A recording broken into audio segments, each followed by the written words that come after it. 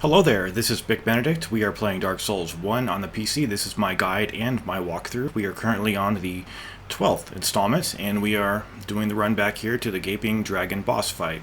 If in previous installments I've been calling this thing the Gaping Demon, I do apologize. I always say demon when I mean dragon and vice versa. So we are using the Longsword plus 5 for this battle, and I have equipped the Ring of Favor and Protection, which increases your stamina, your HP, and it gives you more equipment load. However, if I ever remove it, then it will break, like I mentioned, and we obtained that ring from slaying Lautrec a couple of videos back. I think it gives you a pretty good boost at first. I probably will. Can I talk? I'll remove it later, but for now, I like the extra features it gives me. So here's the Gaping Dragon, and if you have some charcoal resin, this thing would probably take, you might take twice as much damage off this thing because it is weak to fire. One of the irritating things about this fight, I have done this fight no damage. The last time I was starting to do the guide on this particular run, I did take some damage a couple of times. One of the irritating things excuse me, well, I guess I really can't talk. Not only does your lock-on break when it jumps into the sky, watch the tail swipes too, by the way, but if any part of this thing is in motion, you will take damage. And it's even more than that sometimes. It's any time it even brushes past you, or you maybe some of the body parts aren't, they're still moving a little bit, but they're not the attacking arms or the attacking legs. For instance, when this thing does that, obviously, if that thing hit you, you would get damaged. But a back leg hitting you, it doesn't really seem fair. But you normally don't get hit by the back leg. See, I'm going to go for the back leg, break the lock on so I can actually position my camera properly, or excuse me, my sword properly. And this is just an epic fight. When it smashes its head on the ground, what it's going to do is a charge across the screen. Well, she didn't do it that time, did she? Sometimes she won't do the charge, apparently. Sometimes she'll just jump right up. But what it mostly means, though, is that she's going to kind of run to an opposite side of the room, and you can hit her before she runs, but then when she's running, because she's in motion, just stay away because you'll take damage.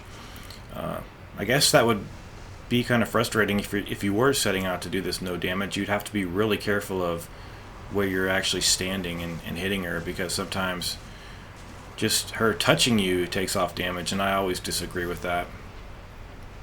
I think if you hit her in her face area, she does take a little bit more damage. See, this is what she normally does. She'll hit her head down. You give her, she'll give you an opportunity to hit her, and then she'll kind of shuffle her way across the screen. There is sort of a drop off where she's located up and to the left from here, so just be careful, don't fall off. And at this point, she normally starts to spout her vomit, which she will cover most of the platform with, but you have ample time to run away from it, and it's a very fair AoE. So I think she's going to start doing it in a moment's time. So let us check out her tell here. Oh, see, I mean, bullshit.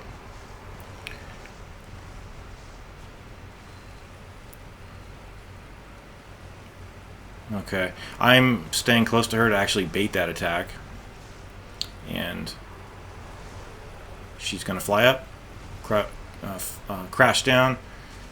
And I think at this point, yeah, she's going to regurgitate. So we're going to run to the opposite side of the screen. But look how fair this is. I mean, it doesn't even go that far, and it dissipates right away.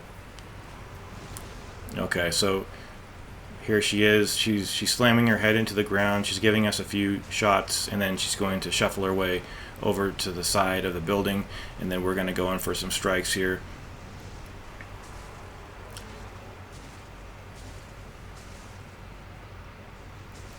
So keeping your distance is important because of that tail swipe, as well as that head pound that she does. But you'll eventually want to go in for openings when you see them, and also that arm swipe that she does there. So just don't stay in front of her, because that can happen, even though I was at the side of her and I think I had the lock on held and I was trying to evade in a proper direction, but none of the proper directions were in the 4 directions that I'm given. So unfortunately we took a hit there, but we only used 1 heal, and you're going to get a homeward bone, some souls for this kill, and the Blighttown key, so that we can access the next area of the game. So we're going to pick up some armor over here, and then we're going to use that homeward bone to homeward bone our way home. And then from there we'll upgrade, and then we will go to Blighttown. Take care.